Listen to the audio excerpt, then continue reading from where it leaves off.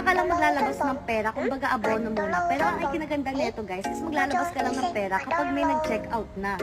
And wala kang dapat ipag-alala dahil pag dumating na yung order nila, papasok agad yung pera at yung commission mo sa account mo. Ang kinaganda nito guys is hindi ka na mapapagod mag-pack and mag-ship ng products dahil si Sitaw na mismo ang mag-aasikaso nun para sa'yo. Diba? Kahit nakahiga ka lang or wala kang ginagawa, basta may nag-order sa account mo, kikita ka na agad. And hindi ka pa mapapagod mag-pack at mag-ship ng products.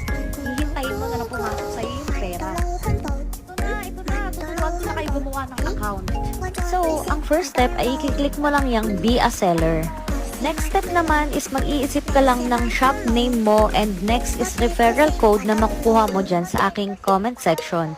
Next is ID requirements and syempre ang ID photo. Next naman guys, napakadali. Kailangan lang din ng selfie mo, ng phone number at syempre ang address mo. And yun lang guys, i-register mo na